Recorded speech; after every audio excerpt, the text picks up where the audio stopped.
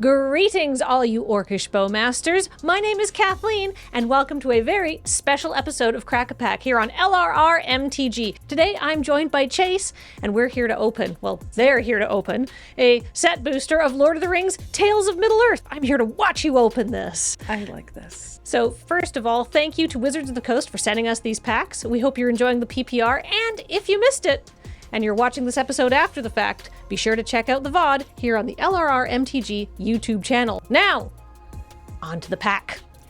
I like that you said you're going to watch me because I too like to live vicariously through my friends and watch them open packs.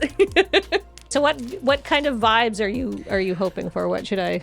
That's a good question. I don't know. I want luxurious vibes. Luxurious vibes. I'm a commander player, so I live for luxury. I'm a little... Okay, so the land is here, so that means I got to do it backwards, I think. A tentacle token?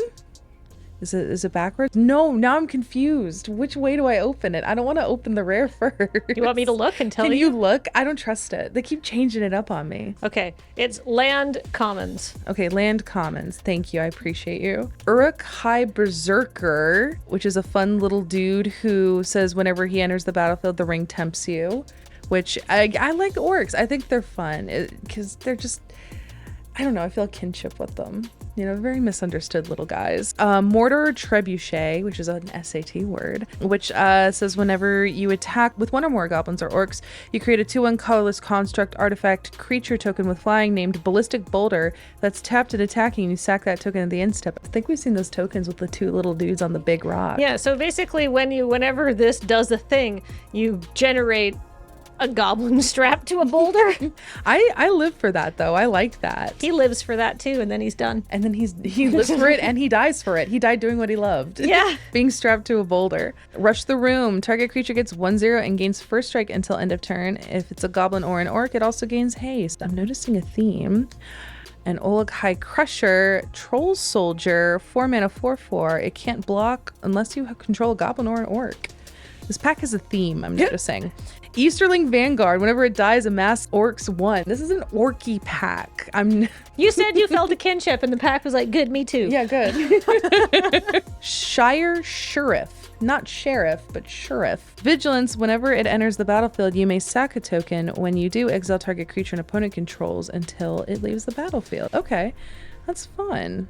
Butterbur Bree Innkeeper. That's so cute. He's a legendary creature. At the beginning of your end step, if you don't control food, you create a food. That seems really good in Commander? Question mark? Question mark? I've never really fiddled with food, which is a fun little tongue twister. Fiddle food. But this set makes me want to do things with food. It's just the tokens look really cute.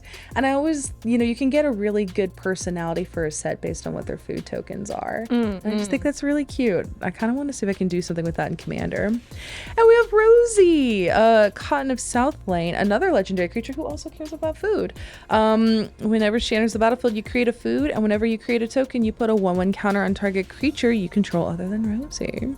Oh, yay! I'm a commander player, so this pertains to my interests. It's Full Art Grey Havens, which whenever it enters the battlefield, scry 1, you can tap 1 and add a colorless, or you can tap 1 and add 1 mana of any color among legendary creature cards in your graveyard, which is kind of fancy. Oh, that seems kind of like flavorful and good in Commander. You're probably going to get legendary creatures in your bin at some point. Oh, pretty much, yeah. I mean, I don't want to put my commander into the graveyard unless, I'm trying to be all like tricksy and stuff, but like it could be tricksy. Ooh, okay, Lost Isle Calling, which is our rare. It's a 2 mana enchantment. Whenever you scry, you put a verse counter on Lost Isle Calling, and then you can pay 6, exile it, draw a card for each verse counter on it.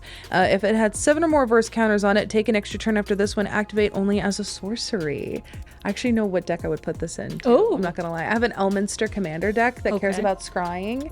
Yeah, and this would be perfect in there, actually. I kind of want to slot it in there.